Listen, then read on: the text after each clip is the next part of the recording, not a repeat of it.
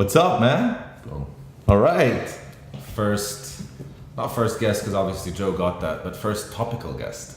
First topical guest, yeah. Well, we're gonna jump into some shit, you and me, and we'll see how it goes. Well, Yousef Baraqwi, I'm very happy that you took some time out of your very busy schedule to be sitting with me here today in this room that we are testing out right now.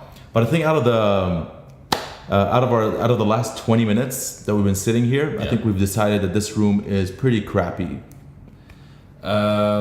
Yes, Yeah, definitely. Right? I think that it's not exactly, shall we say, very authentic. Nope. is the nice way to put it. Yeah. Well, we got the boost box here. I know, man. So representing the Yeezys, I think like we have a thing going on, like the NMDs and the Yeezys, like it's. I'm just hoping, it's a whole thing. you know, out of everything that I'm doing today and during this, sorry about that. Out of everything that I'm doing, I'm just trying to get Adidas to sponsor me. Really. Okay. I'll be happy if I get free Yeezys for as long as I live.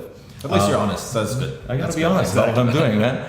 Also, you got a little tree behind you. So I didn't foresee that, you know, so you got that as well. Some character. I'm just like building some character into this whole thing.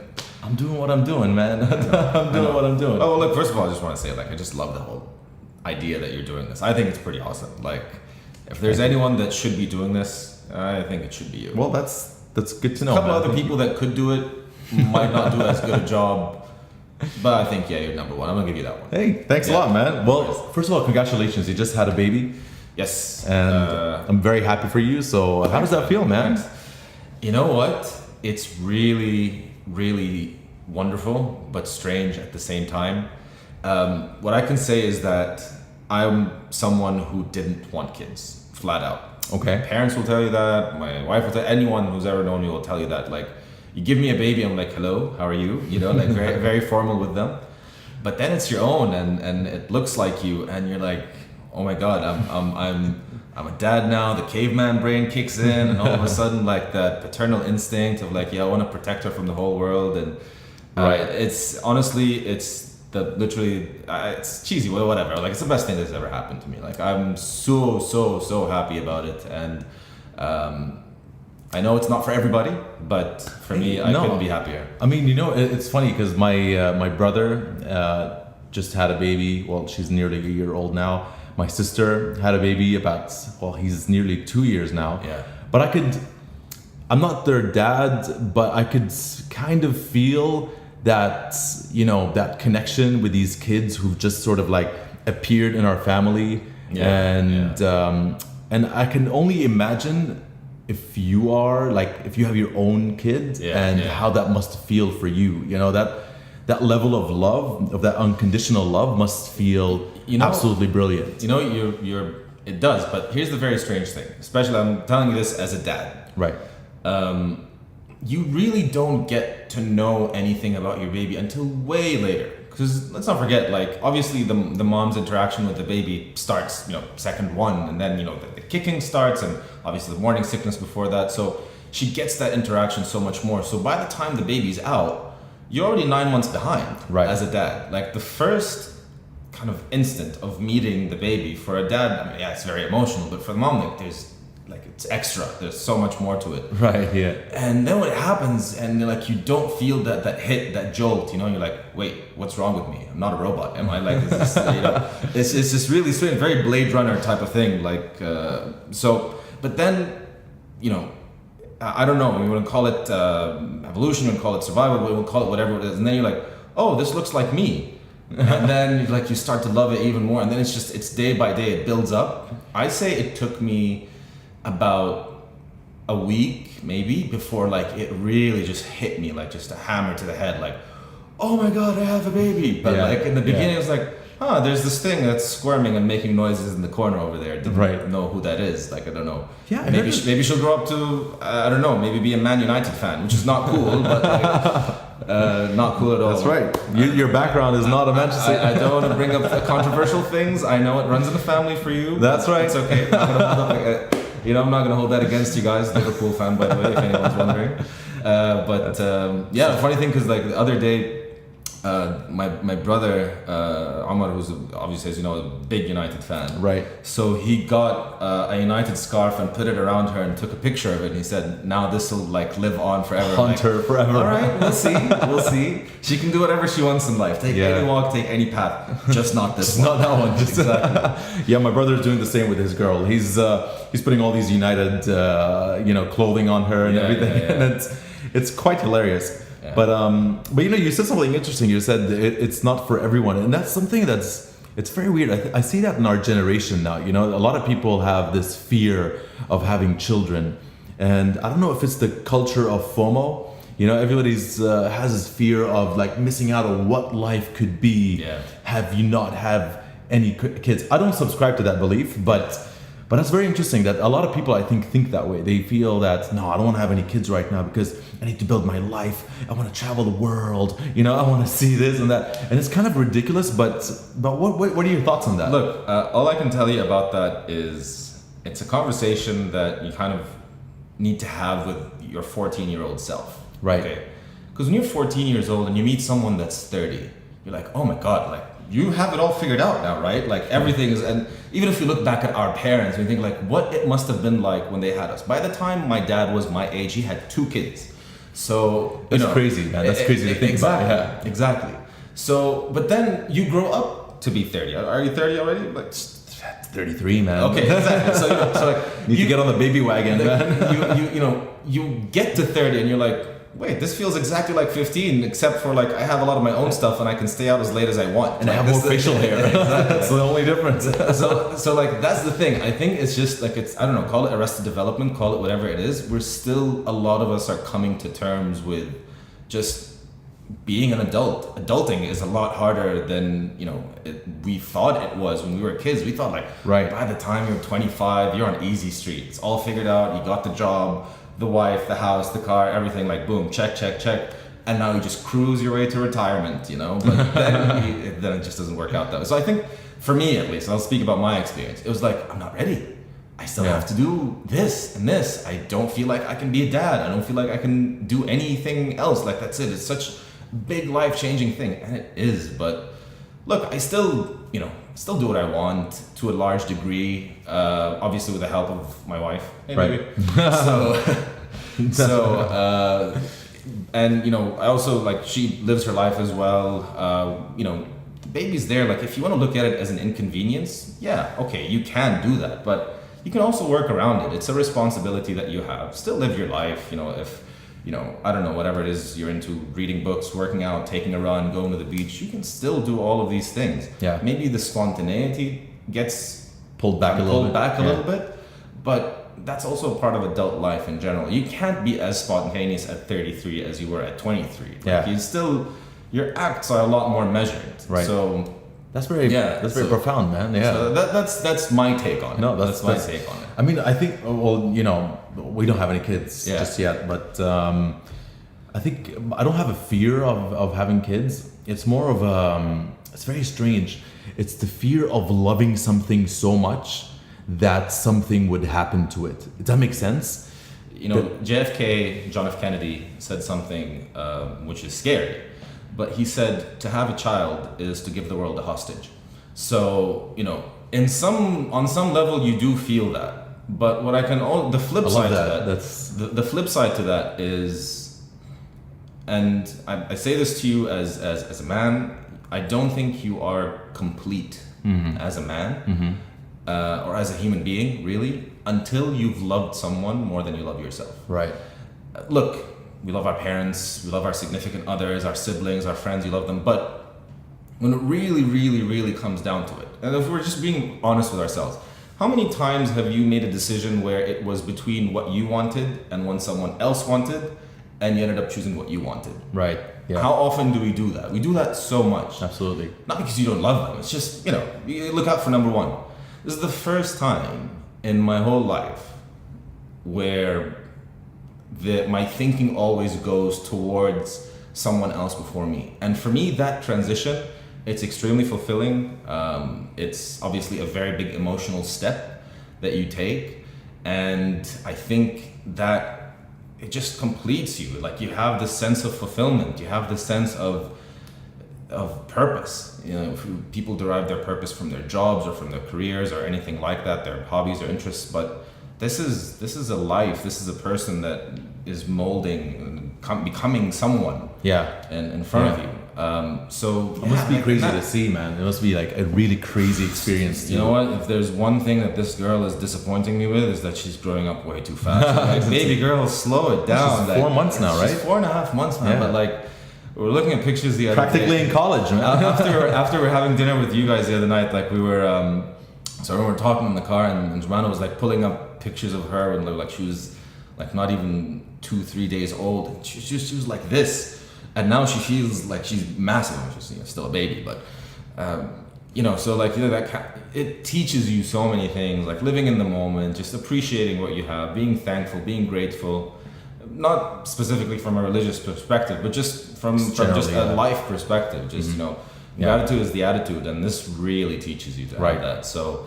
Yeah, look, it's not for everybody. I definitely appreciate that. If that's not your priority, that's perfectly okay. I'm never going to judge anyone for that. I was one of them, Right. And to a large degree, I'm still awkward around other babies, by the way. Like, it's just my baby, like, oh, this one's okay. It's very different, right? When it's in your family, it's different. No, I mean, I hope so. Look, I mean, obviously, this is something that I think everybody aspires. Well, not everybody, like you said, but a majority of people aspire to have, and myself included, so you never know. Inshallah, man. Maybe next year. I'm not gonna do the whole thing out bad end. It's something that drives me crazy about our culture. It's always the next step.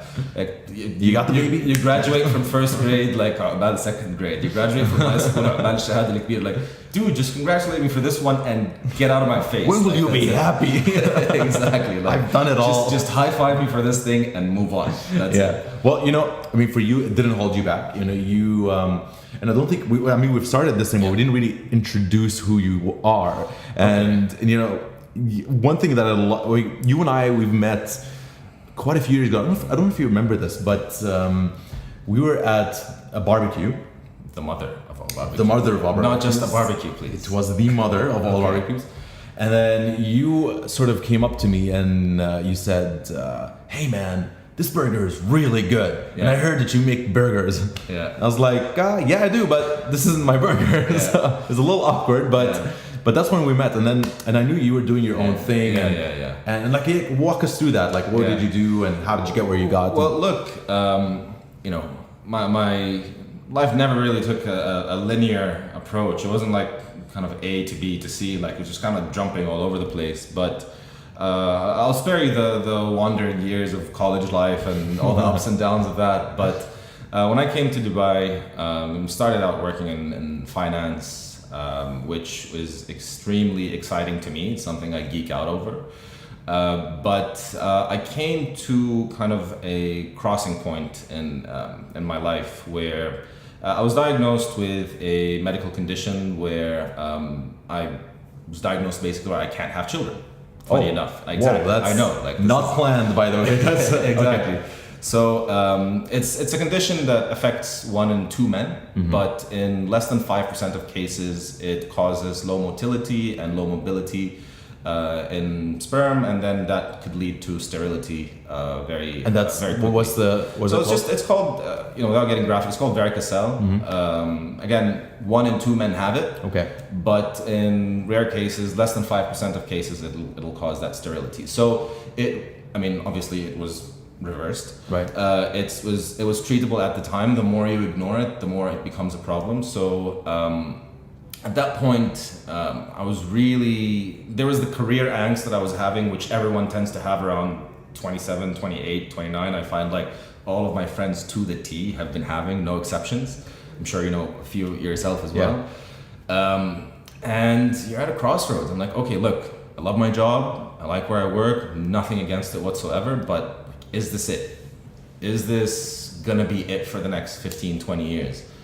And at that time, my wife and I, my girlfriend at the time, were looking, like she was looking to start her own business. She's been trying to teach yoga for a while, and she was teaching yoga yoga studio is all about town, and she thought like, I want to open my own place. So we were looking for a place, and we were in the building where my first restaurant ended up being. and we were just looking at a space for her. Then we saw this other space, and a really pushy real estate agent like, no, you have to see the space. It's very nice. You know, we're like, dude, no. You know, we're looking for a yoga studio, we're looking for something small. This is way too big. But then I don't know, like that was literally the day before my surgery. Okay. So Interesting. I went in for my surgery, and I woke up, and I honestly can't tell you why, and I didn't know what I'm gonna do or what it's going to be called, but it could have been the anesthesia, by the way. It could have been, this whole thing could have been because of a very strong anesthetic. But I woke up from my surgery in the recovery room, and I'm like, I was just possessed by this idea, like I have to do this. And this was just to open a restaurant. I didn't know what or why or what the name was. And no joke, I called the real estate agent, made an offer for the property while I was still in the hospital recovering. But you had no background in food I did. Like I've worked in hospitality. Like my first job ever was actually when I was 14 years old. I was working in Frosty. Like that was my first job ever. Yeah. So like in the summers. Because I used to get like really bored in Amman, so I just wanted something to do. Frosty, for the people who don't know, is like this legendary ice cream shop in Jordan that's still around, by the way. Yeah, they still have one. It's been around for almost 30 years now. I went to it, just Dana and I went to it last year. Yeah. And it was the first time in 20 years that I go to, well, maybe something like that. And I don't think it's as good as I remember it. I kind of wish I didn't try it again, you know what I mean? I don't know. I guess so, but...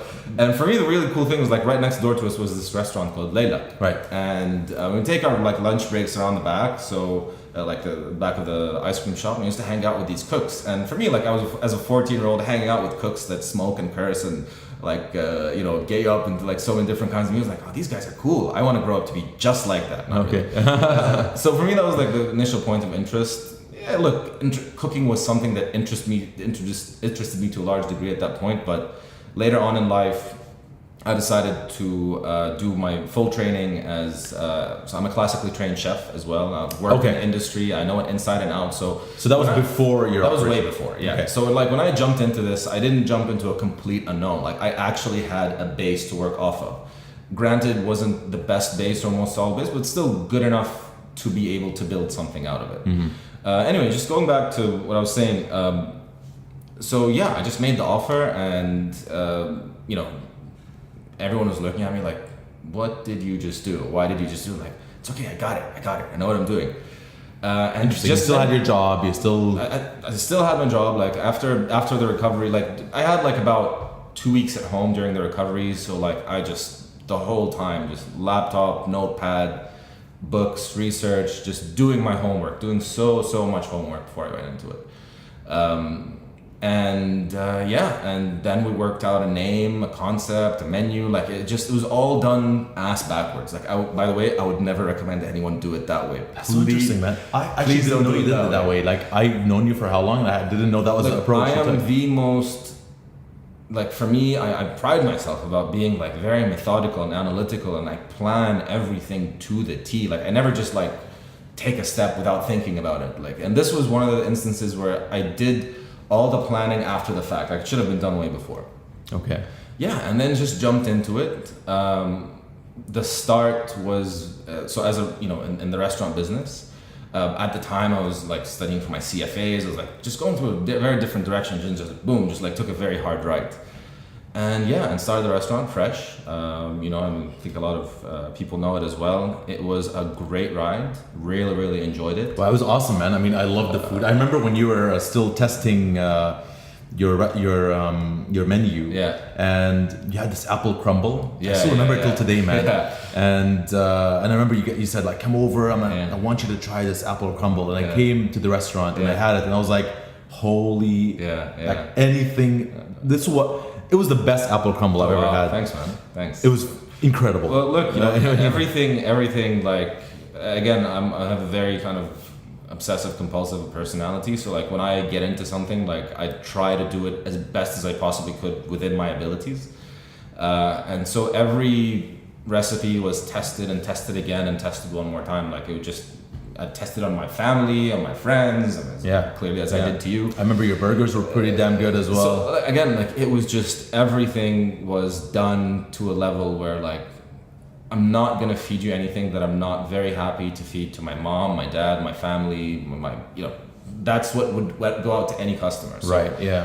look, it was very, very hard. Look, the restaurant business or the food business all of a sudden just replaced being in a band to like a very, it's a bit strange. Like maybe 20 years ago it was being like, you want to be a rock star, now everybody wants to be a chef. So I don't know when that happened. Like it's the most unglamorous thing to do in the world. Right. You're literally waiting on people. So like, I've heard that before though. I've heard the same thing. Like, oh, you think it's glamorous, but it's really not glamorous. It's really, really So not. why is that? It's so romanticized. Like, look, I think that, you look at, the Food Network and you look at all that and it's just so, it's so comforting. It just makes you happy to watch it. And food is one of those things that just has a direct line to your pleasure center. Like food for us is not even something that it's not fuel for us. Right. There's way more to it than that.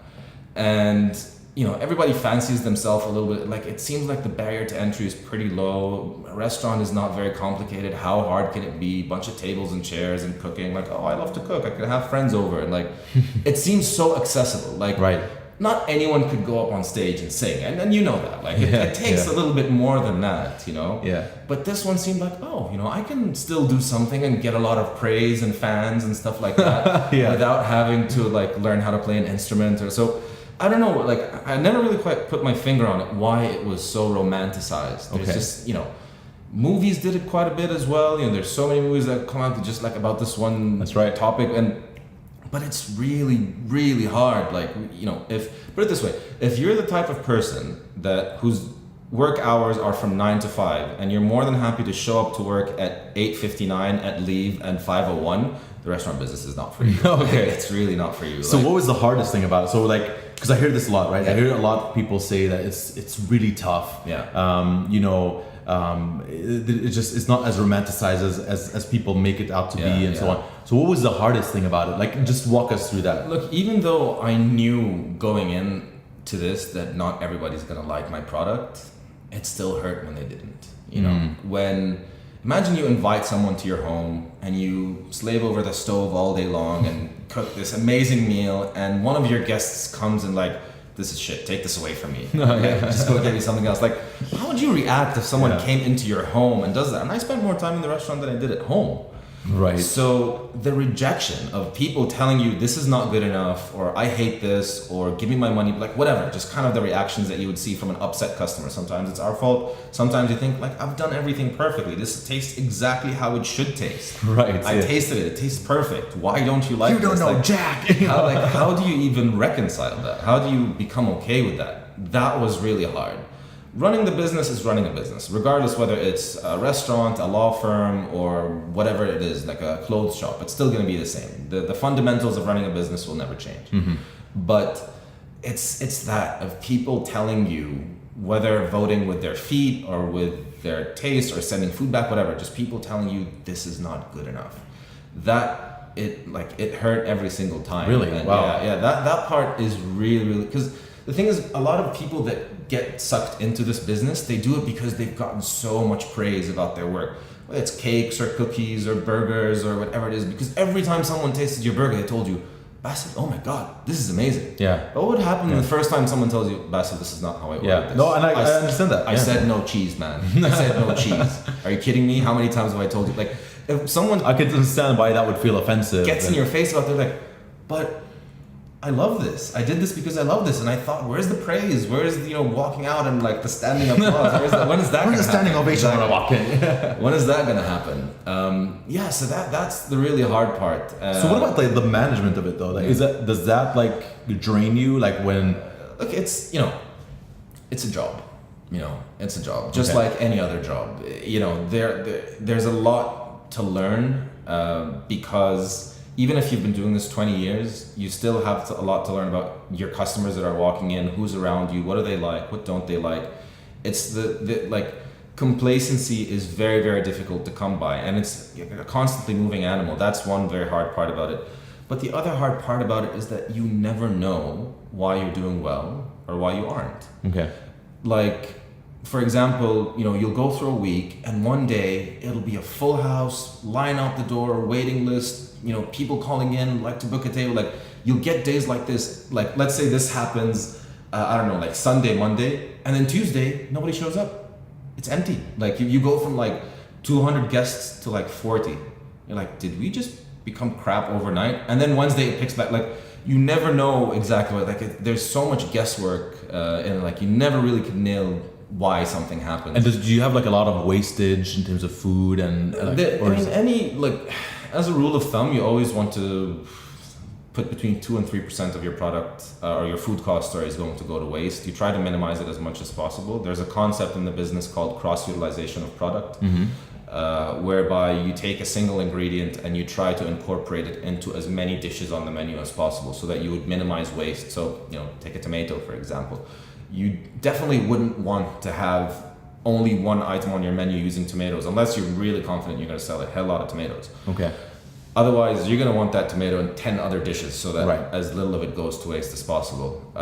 There's a lot of kind of industry best practices to work around that. It's not really, it's just very anathema. It's just something that's very objectionable in the restaurant business. And when it's just about to turn, just look at it this way. The parameters by which you would eat something at home, you would store a vegetable at home for like, I don't know, 2 weeks. And it's still good to eat, by the way. Perfectly fine to eat, nothing wrong with it. But the standards and practices in this business, then you would have 3 days. And if it's not used in 3 days, you gotta throw it out.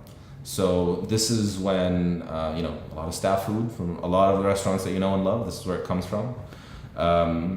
Do you have like issues with the staff? Like, I don't know, like I know some people who used to have issues with their staff. Like they would, there would be not the right cook, or the waiter is in some way like you realize that the cash register is missing some money, or like look, have you faced any of these things? No, the stealing. I mean, we have had 1 or 2 incidences of staff stealing from each other. Obviously, it's immediate termination, and like if they're lucky, then it doesn't go to the police. Like it's a very, very serious problem. You can't tolerate that. But pretty much every restaurant these days comes with CCTV. Stealing off the cash register is practically impossible to do these days. Gotcha. We're way past the days where a waiter writes an order on a ticket and then gives the ticket to the kitchen. Like there's so many systems built in place to any restaurant where it just makes that process kind of impossible to happen. So, and it's always very easy to gauge, when, at the end of the month, when you're kind of comparing how much you should have had in food cost versus how much you actually had, it's easy to spot in like less than half an hour. You can spot and it. You're the finance guy. You probably like just pick that shit out of the, look, I see the money missing, what's going on there? It's so much more about, you want to empower the people that you're working with to, make them feel ownership of your product, of your restaurant, and just make it feel like it's theirs as much as it is yours. And you get rewarded for that. Yeah. You really do. They will look out much more so than, if it was just kind of clock in, clock out kind of guy. So it takes a lot of personal relationships to do that. And again, being kind of like an owner operator took its toll on like my social life, on my, on just everything. Like it's just all consuming. And that's kind of the reason why at some point I thought, look, this has been great. I love it. I've learned so much from it, but it's time to move on. Really? Okay. So, so it had to do with your social life. It had to do with your, like the fact that you're going to have a family. Like, did that play a part? Look, or did you just want to again, the story is really, really long as to how we got to this point, without kind of boring you with all the details. But for me, the real breaking point was finding out that my wife was pregnant. Okay. Like that was the real breaking point, because at that point I'm like, look, I want to be there for my daughter. I would love to, I had this image always of like, one day I'm going to have a kid and she's going to be running around my restaurant and annoying customers. Right. But I don't know, again, another fork in the road. I'm like, okay, like what now? What's your next move now? What do you have to do? Like, is this going to be good enough? Is this going to feel safe enough? I mean, just before anything, when you found out that your wife was pregnant, knowing that you had that condition from before, it must have been like a relief That whoa, this thing worked, and exactly. I'm gonna be a dad. You know, Exactly. that must be insane. I mean, that was beautiful. Obviously, finding that out and hearing her heartbeat for the first time. Like, you can draw a straight line of my life before and after that point. Like, it was such a big turning point. Amazing, man. And it was at that point I'm like, okay, you know, I'm ready for a new challenge. I'm ready for something else. And quite frankly, like I said, and this is someone who really loves the restaurant business and just adores it. But I'll be very honest with you, Bas, I had enough. Like, it was just the time for me to move on. A lot of opportunities were on the table for me. You know, obviously kind of just gave up the restaurant. Like, that's it, I'm done. It's not mine. I don't want anything to do with it right now.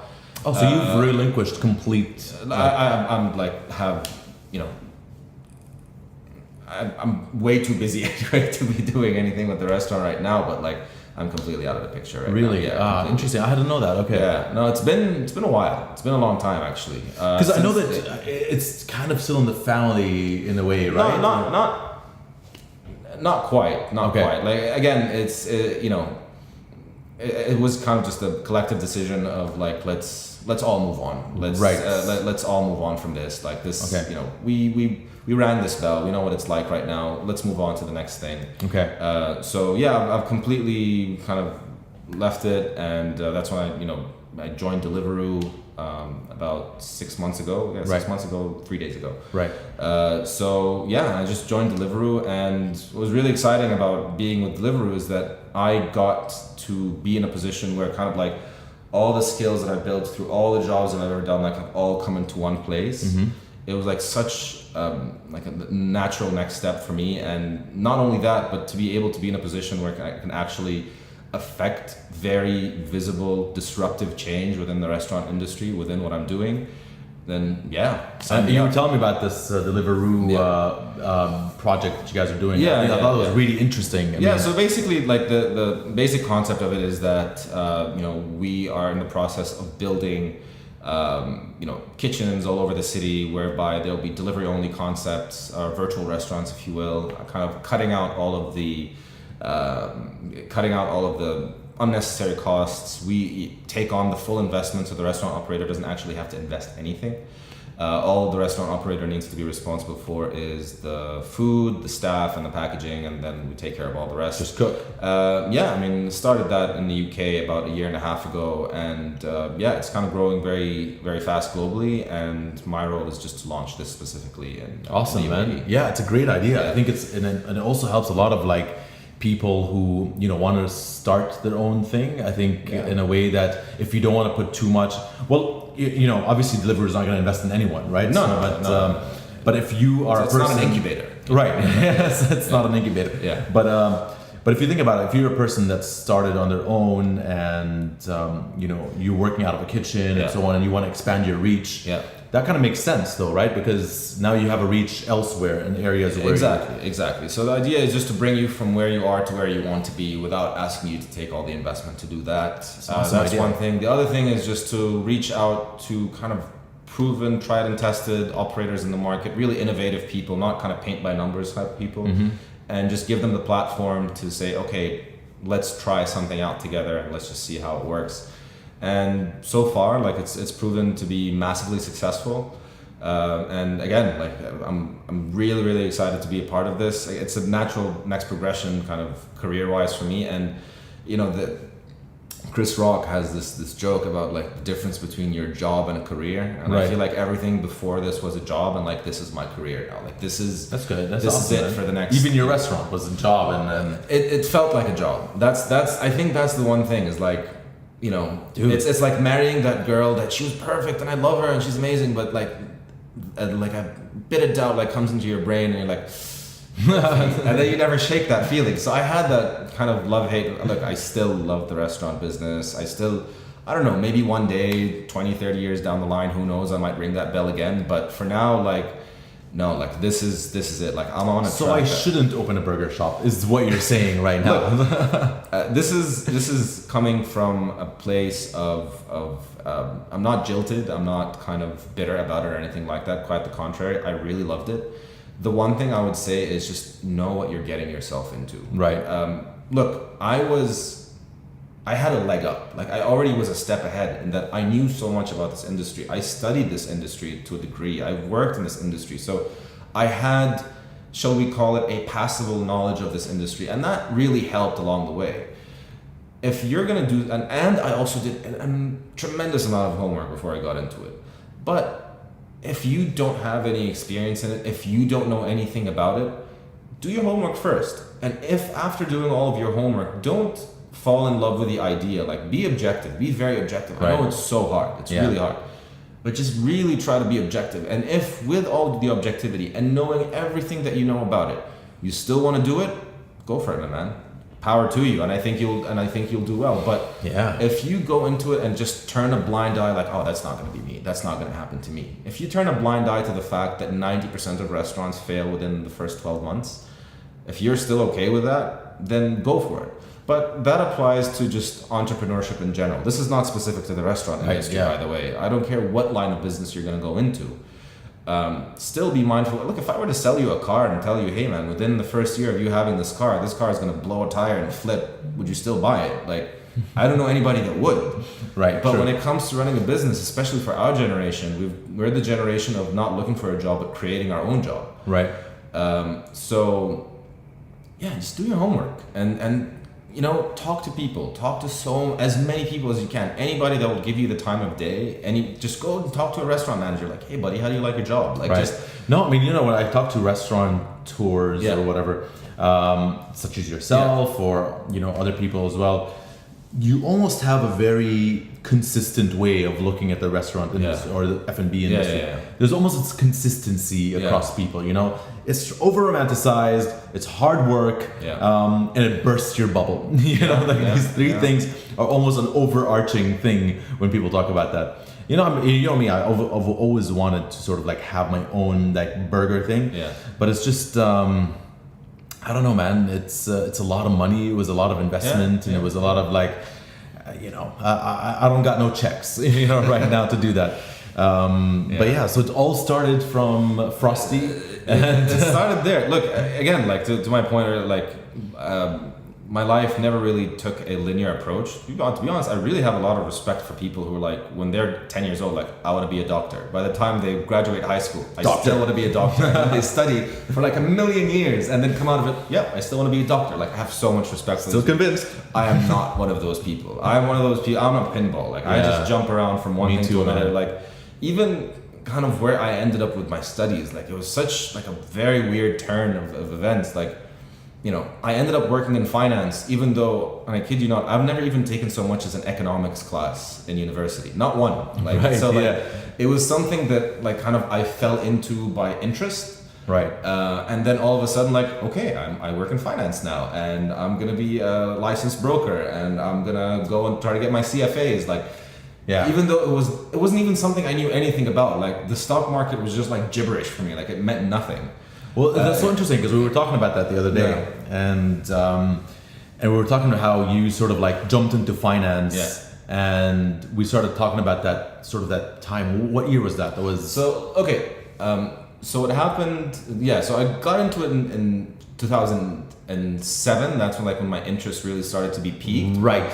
It really hit me in 2008. Right. So I had moved to Canada by that time. I had graduated university from AUB, and then I'd moved to Canada to go for grad school. And I remember like the semester had just started, and I wanted to go buy a new laptop. So I go to the store, and I find a laptop, give him the credit card, and the guy swipes it a couple of times, and nothing's happening. And I'm like, my dad told me we're cool. Like, why is this happening? Not making my own money, by the way, in case you haven't guessed. So tried it a couple of times and it just didn't go through. I'm like, what's going on? The guy said, listen, sir, like, if we do this one more time, we're gonna have to cut your card up. So like, are you sure you want to go again? I'm like, just give it to me, my dude. Like, sorry, forget about it. And I go home. I'm pissed off, and like I call my dad. Like, what's going on? He's like, I'll try to find out. I don't know what's going on. I turn on the TV, and you know, like I'm flipping through the channels, like very pissed off, and like everything, like meltdown, financial meltdown, blah blah blah. Now that date was September 15th, 2008.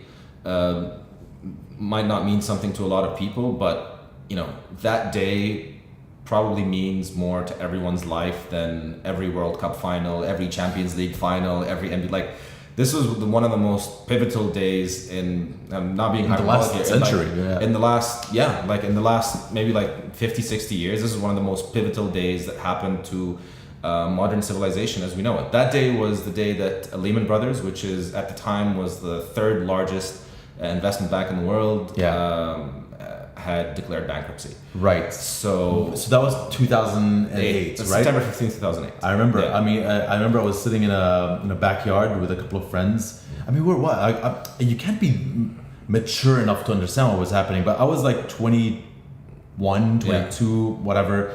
And I remember like we were talking about that and like, oh, this is Lehman had just, declared bankruptcy. And I was like, what does that even mean? And then started reading into it and I'm like, holy shit, like there's a big snowball effect happening right now. And like, this might hit everyone. To put that in terms that, I think is closer to what everybody really thinks of. Like, we all think of Apple as this massive company. This was the company the size of Apple declaring bankruptcy. Yeah, and like out of nowhere, like bam. Exactly. It was it was like a few months in the making, but it's still like it's a company of that size. Like, can you imagine like between Apple, like if we were just to look at the largest tech companies in the world, like Apple or Uber, all of a sudden declaring bankruptcy. Right.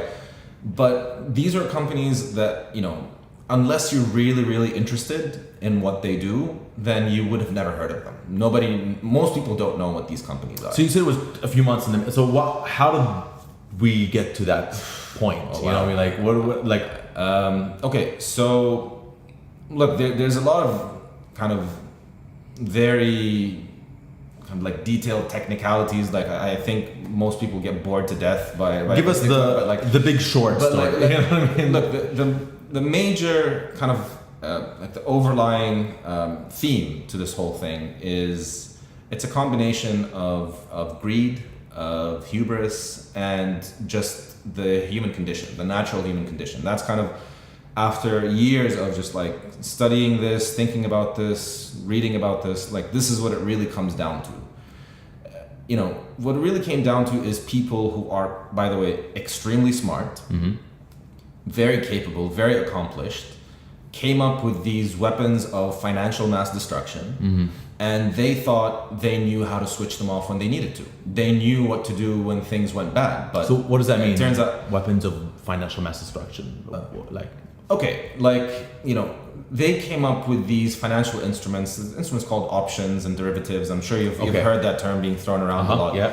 They came up with these terms actually as a safety net. Most of the derivatives that you've heard of, things like credit default swaps or anything like that, those are insurance policies. Right. So, when you really think about them, they're all insurance policies. So can you imagine that something that is supposed to give you safety ends up being the cause for the destruction of the things that it's supposed to insure? Damn, that's crazy to think about. Yeah. This is the scale that we're talking about. This is the level of kind of problem that was being presented over here. So these products, and there's so many of them, they ended up taking what should have been kind of a localized real estate bubble that was happening within a few places in the world, and then turned it into a global financial problem where companies that have nothing to do with real estate were even affected by it. Companies with nothing to do with finance were affected by it. Finances, we know it, or credit, makes the world turn around. There's a reason why, Visa did not honor that purchase, because Visa was scared that day. Visa decided, nuh-uh, I'm not lending anybody any money. I don't care who it is. And I'm just a consumer. This was happening on banks level as well, because banks borrow money every day. Okay. From each other, from their consumers, from the central bank. This is a global practice, by the way. This is just how banking works. So when everybody is refusing to lend money to anybody else because they're not sure they're ever going to get paid back, that freezes the whole system. That freezes the entire system. And then, going back to insurance policies, because this was obviously affected by it, because when insurance companies started to sell financial products, then they became on the hook as well. The problem would have been so bad that, like, give you one company as an example, AIG, which, ended up having to take a bailout. If AIG had gone bankrupt, as it was nearly going to, most planes in the world wouldn't have been allowed to fly. Whoa. So wow. So like that's kind of the scale of the problem. So like it was something that was happening the world over. There was something with AIG, right? What was that? So AIG was one of the world's largest underwriters of credit default swaps and a few other insurance policies that they were selling. What was that? Okay, so basically, AIG was selling this insurance policy. Okay. Now, what a credit default swap means is that, let's look at this scenario. Basel decides to buy a house. Right. Okay. Now, Basel, to buy this house, goes and takes a loan from the bank. Okay. Now, the bank wants to make sure that in the event that Basel stops paying the mortgage on this house, I want to insure my loss against Basel. So I go to an insurance company and I buy an insurance policy against Basel defaulting. I'll pay the insurance company a small fee every month or quarter or year. If Basel pays up the entire value of the house, let's call it, $1,000, then, and the insurance policy costs me $10, then I know I will only lose $10 and I will make my $1,000 back. Happy days. But if Basel all of a sudden can't pay me the value of the house, can't pay his mortgage anymore, then I'm stuck with this house that I can't sell. What I would rather do is take an insurance policy that in the event Basel stops paying, I go to the insurance company and say, Basel stopped paying, here's my insurance policy, give me the value of the house. So this is what a credit default swap means, is that credit default, we swap the risk. So the insurance policy will assume the risk on your behalf as the bank. Super educational, man. Okay. This podcast took a really, really, really sharp turn. Okay. So this is, essentially what it is. Now, by every kind of law and regulation out there, usually, you can't insure whereby the value of the payout of all of your insurance policies is worth more than how much money you have. Because in the event that all the insurance policies need to be paid out, you need, as an insurer, to have enough money to pay them back. So a lot of these insurance companies ended up selling way more insurance policies that they can ever pay back. And then the added level of complexity is that they ended up taking insurance on the insurance and reinsurance. And so like the problem got compounded over so many different people. And that's why what was meant to be like a little sneeze or a flu with one condition ended up becoming an epidemic from a financial sense, obviously. That is insane. So, there are so many different players that came into it, banks, insurance companies, investors, all sorts of different people got implicated into it. But so this is, as I said, like it comes down to three factors, like hubris, greed, and the human condition. So this whole thing that I'm talking about, this is the greed factor of it. Because obviously insurance companies are going to continue selling it because they make money and they think like, yeah, maybe some people will default and we'll have to pay out something, but in the long run, this is just free money for us. Right. And so this was the greed aspect to it. And banks were also coming up with insurance-like products. This is, again, not to get so kind of like too much into it, something called like collateralized debt obligations and like so many other kind of sub-products or derivatives. I don't know how well you remember your calculus. I don't remember jack from calculus. So you remember when you had when you had a graph and on the graph you would draw like x squared and then they ask you to draw the derivative of x squared, which is like a second degree. Okay, I'm losing you. Never mind. I'm losing you. Never mind all that. So this is the greed part. It's just like people were making so much money and they didn't care about the consequences. So they thought the housing market will never go down. The housing market globally was going up for the last 70 years. So they thought, what could possibly cause it to go down? So they just ignored that. They found out. Yeah. Hubris was just spending. So they ended up kind of lavishing so much money on themselves, their friends, and anyone connected to them. In the form of kind of bonuses and like so many other different things that came into play. And they just didn't care. They just started buying stuff. They just bought shit, like just like planes and houses and football clubs and like just whatever they wanted. Because they thought like they can just, that money's never going to run out. Like they have perfected the art of making money. Now, so this is the hubris part and just the general human condition, because we always think that things tomorrow will always be better than they were today and yesterday. But we know that that's not always the case, right? So, it's a combination of these three factors. Again, there's like more on a philosophical level, not so much on a technical level. technically, this is a problem, and I hate to break it to a lot of people, that has happened so many times in like in my lifetime at least, not even counting the last 100 years. I'm sure you've heard of the term the Great Depression. Like, of course, yeah. So like, this was something that also happened before. Like, this is not the first time that something like this happened. Generally speaking, booms and busts, like, they happen every 7 to 8 years. You'll have one of these maybe on a smaller scale, but they just get bigger and bigger because just the financial instruments that are in place have gotten so much stronger and so much more effective. There was another problem that happened similarly in the late 90s. There was this. Was it the .com? No, even before that. Okay. Okay, so there is this pricing model in finance, something called Black-Scholes. Now, the three people actually, that came up with this model actually ended up winning a Nobel Prize, because it was just such a groundbreaking achievement that they were able to do to price something called an option. So the credit default swap that I was telling you about, that's classified under options. Okay. It's not an actual security. A security is like a stock or an asset that you actually buy, like a bond or something like that. An option is something that literally gives you the option to buy this at a certain stage. So how do you, if I wanted to buy your car today, Basel, how much is your car worth? Well, Yousef, it's worth this much. Okay, you got a deal, my man. Boom. But what if I come to you and tell you, Basel, I want to buy your car in a year. How much are you going to sell it for me in a year? You have no way of knowing that. Like, right. You have no way of like what state your car is going to be in. Maybe like they're going to I don't know, ban the use of whatever car it is that you're using at the time. You never know. So like, you can't sell. So like, okay, how about we do this? How about we have a contract right now? I'll pay you $100 for the right to buy your car in a year for $1,000. Okay. That's an option. Okay. But how do you get the value of that number? Like, how do I pay $100? Do I pay you 20? Do I pay you 5? Like, how do we get that? So they came up with an accurate model to price that. And there's a documentary called The Midas Formula, MIDAS, kind of like the Midas touch. I'd recommend everyone check it out. Like, it's, again, like, for me at least, I geek out over these things. Right. It's so interesting. Like, because these kind of mathematical geniuses came up with this notion, and they even employed the services of a rocket scientist to make that something kind of more scalable and usable in actual, in actual markets. Why a rocket scientist? Because like the one thing that rocket scientists do is that they track the trajectory of a rocket. Right. And a rocket always has to deal with, competing forces, gravity being one of them pulling it down, and thrust being another one taking it up.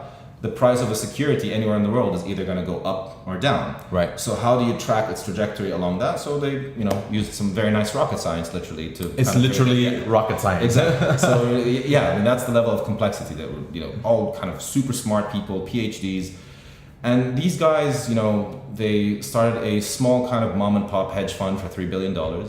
Which very quickly they turned into, which the size of the investment then became $100 billion, and it was kind of this like can't fail formula. Like, we're never going to lose money ever again. That was the thought. Like, this is how groundbreaking what they did was.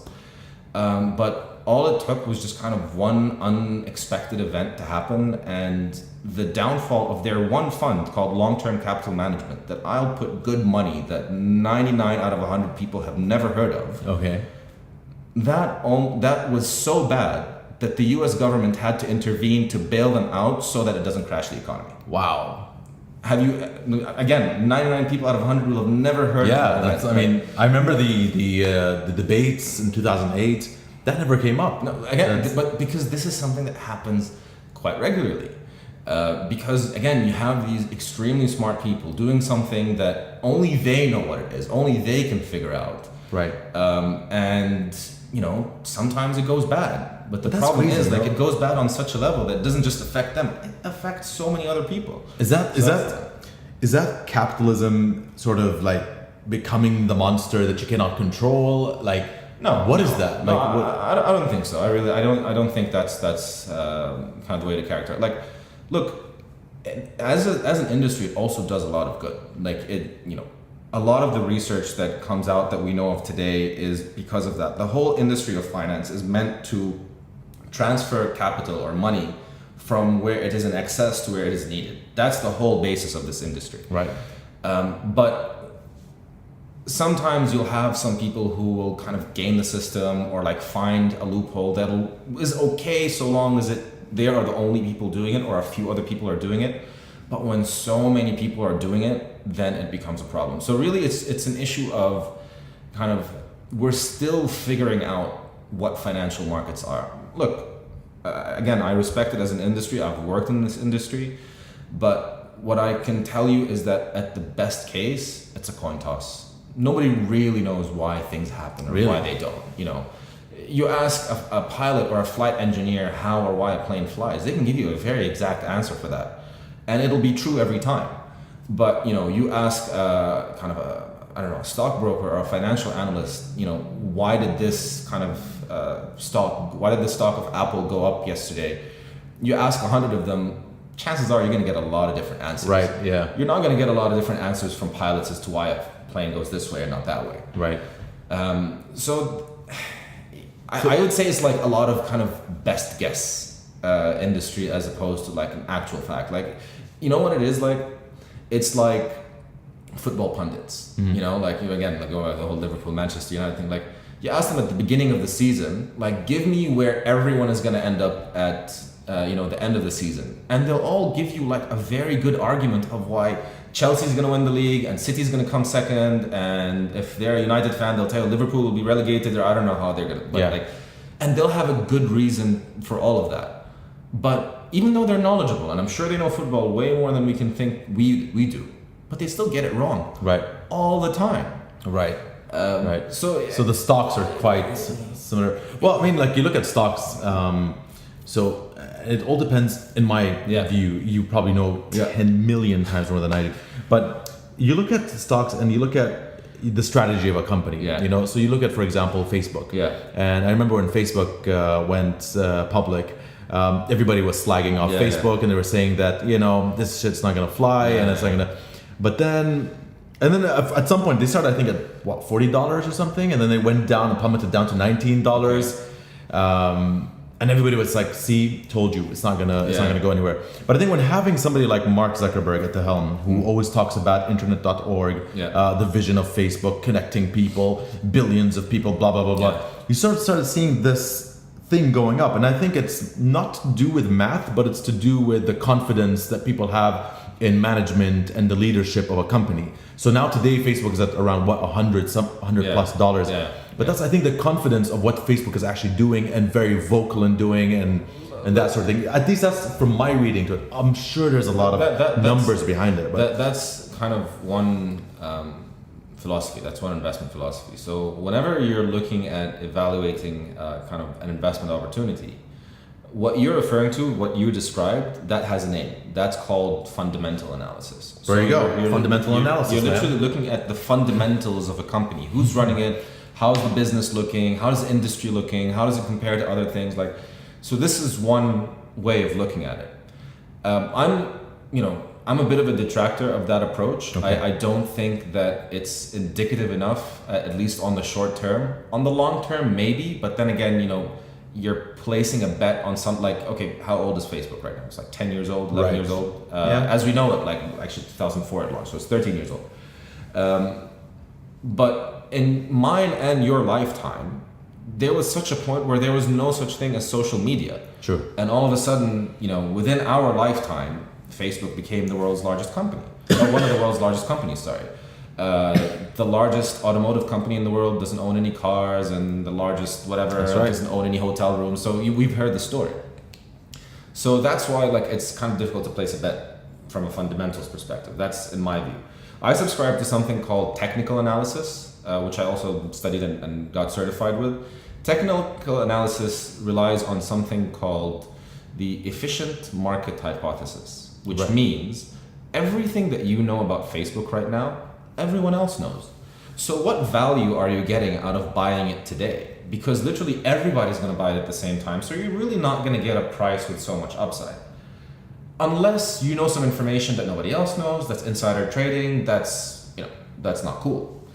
Technical analysis says, regardless of the fundamentals of the company, the price of the company either goes up or it goes down, regardless of where it is or who's leading it, whatever. Every day and every second of every day, it's going to go up or down. So let's look at patterns. Let's look at kind of how it moves. And they started to devise like so many different, very recognizable, repeatable patterns of how a stock would perform. And then they devised like these super sophisticated algorithms to figure out what the next move is going to be in the next second or the next microsecond. And what that resulted in is a strategy where you buy and sell almost within a second. And you do that so many times, millions of times, where in every transaction you're making such a small gain, but you kind of compound that and then that becomes a very large number. You almost want to look at it like, kind of like you take a vacuum machine and you're sucking up a lot of dirham coins. You add them up at the end of the day and it's millions basically, as opposed to going and trying to find that one deal that when you complete that deal, you're going to make $1 million dirham. So it's a different approach. Right. It's a lot of kind of like small wins as opposed to big wins. And there are a lot of companies that just do that right now. And, you know, one of them, I think it's called Tiger Asset Management. They haven't had a losing quarter in 10 years.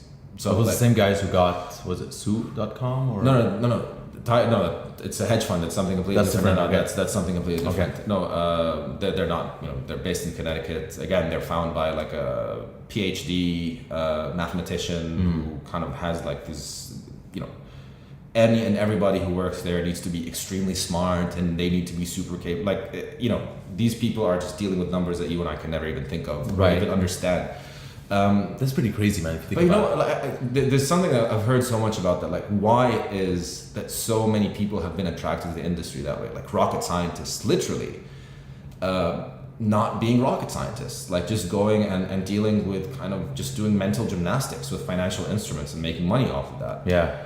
I'm sure you know Neil deGrasse Tyson. Like he's one of the people, one of the proponents of saying like, you going back to like why this happened, and he says, I don't entirely agree with him obviously, but he says it's because we're not going to space anymore. Because all of these scientists that should be busy doing science, they're just out there just thinking like, no, screw science, I'm gonna go make money. Right. Yeah. So and you know, kind of just a bunch of extremely smart people dealing with something that they may or may not have the best disposition to, that could spell trouble sometimes. That's super interesting, and it's amazing how engrossed in it you are. You know, it's you are so into it. If this was an interview, a finance interview, you would have gotten the job right away, man. This is look, for me, it's about, you know, it attracted me as just being something that is like, why is this thing that affects all of us and yet none of us are even interested in? I don't think we really get, you know, it is very boring if you're like, I try to talk to my wife about that sometimes and she just glazes over. And I don't blame her. And by the way, power to you for sticking through. No, it's interesting to be honest. But it's just something that like, how could something be so opaque and yet at the same time so important to our lives? Like, we know about every single thing that Facebook wants to do, or Google or Apple and all these things. Like, these are kind of like very upfront companies about what they do. It's a consumer product essentially. But size-wise, they're, you know, in terms of kind of fame or fortune, whatever, like size-wise, they are comparable to these companies that I'm mentioning to you. Like right. Companies worth hundreds of billions of dollars. Like, we should know a little bit more about them, educate ourselves, not to keep an eye on them or anything. It's not like we can do anything about it, but just like, you know, educate yourself about what's happening in the world, just like you would educate yourself about, I don't know, what's happening in world affairs or sports or politics. Yeah. Like, this is one of those things that I think, you know, at least have like a working knowledge of it, because it'll trickle down to some other aspects of your life, like knowing, okay, maybe I should take this credit card, maybe I shouldn't, maybe I should take this car loan or not. Like, it trickles down into these elements. It's as well. interesting. You're right. I think more of us need to be more knowledgeable about finance and what governs our world in terms maybe of not financial to that markets. level, but like, yeah. But like, for example, I think people are more interested in those other companies because it affects us directly every day. So like, for example, I have an iPhone and there's hype around the iPhone and there's a certain set of prestige around having an iPhone. And I tell everybody I got the iPhone. So automatically you're already sort of like, So if they are watching, that sort of like we've crossed an hour on video. Okay. Which is pretty good actually. If you think about it, we are going strong with this. Yeah. But now we're continuing on a podcast on iTunes. But so I'm saying is that's why I think people are more interested in these type of companies rather than financial institutions, which can come across as a little bit boring. You know what I mean? So that's look, it's kind of just like corporate affairs or anything like that. But let me ask you this very blunt question. Like today is May 31st, so it's payday for a lot of people. I'm sure it'll affect a lot of people if they don't get their paycheck in their account at the end of the day. 100%. And this was a reality for a lot of people for quite some time. Not because their company just couldn't access their own. Like imagine you go to the bank and you put your card in the machine and you have money in that account and nothing comes out. Like just kind of having that base knowledge. Again, I don't think that knowing that is really going to change your behavior or approach in any way, but for me, that felt like something, this is important enough. I want to learn more about that one. And then I got sucked right down the rabbit hole, or the YouTube rabbit hole, as a lot of people know it. So, it's just like books and documentaries and just like talking to a lot of people, just trying to just get so much more of it. Again, it's literally the single largest event that happened in my lifetime.